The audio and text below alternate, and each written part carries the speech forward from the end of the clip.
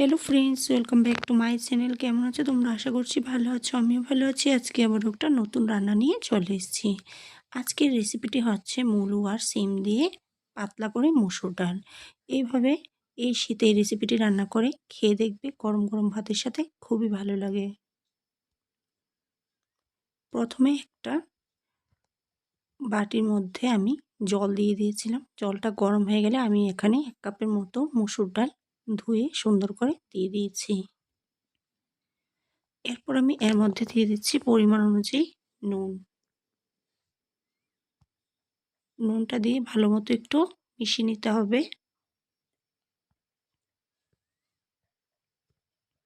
তারপর আমি এর মধ্যে দিয়ে দিলাম কেটে রাখা মূলা।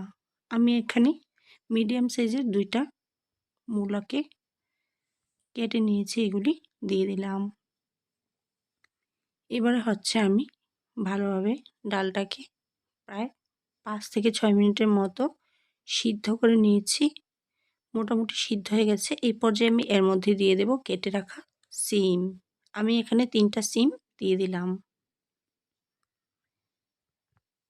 এরপর আবারও আমি সুন্দর করে ভালোভাবে মিশিয়ে নিয়ে আবারও আমি কিছুক্ষণ রান্না করব, যাতে শিমগুলিও ভালোভাবে সিদ্ধ হয়ে যায়। এই পর্যায়ে কিন্তু পুরোপুরি সিদ্ধ হয়ে গেছে। তো এবার হচ্ছে ডালটাকে আমি নামিয়ে নেব।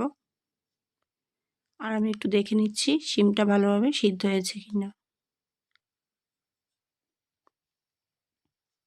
ডালটা নামিয়ে বসিয়ে দিলাম একটা কড়াই। কড়াইয়ের মধ্যে আমি দিয়ে দিচ্ছি পরিমাণ অনুযায়ী সর্ষের তেল। তেলটা গরম হয়ে গেলে এই পর্যায়ে এর মধ্যে আমি দিয়ে দিচ্ছি শুকনো লঙ্কা আর দিয়ে দিচ্ছি গোটা একটা তেজপাতা। এবার এগুলিকে সুন্দর করে একটু নেড়ে চেড়ে ভেজে নিয়ে এরপর আমি এর মধ্যে দিয়ে দেব 5 ফোড়ন। 5 ফোড়নটাকে আবারও একটু ভেজে নিতে হবে। এবারে হচ্ছে এর মধ্যে দিয়ে দিচ্ছি গ্রেট করে রাখা আদা। আদাটার কাঁচা গন্ধ যাওয়া পর্যন্ত এইভাবে একটু ভেজে নিতে হবে। এবারে এর মধ্যে দিয়ে দেব সিদ্ধ করে রাখা মসুর ডাল।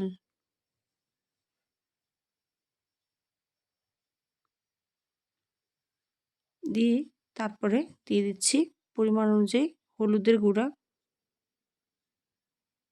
দিয়ে খুব সুন্দর করে ভালোভাবে মিশিয়ে নিতে হবে।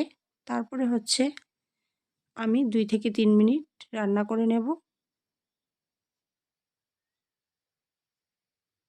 আর দিয়ে দিচ্ছি 3টে আস্ত কাঁচা লঙ্কা।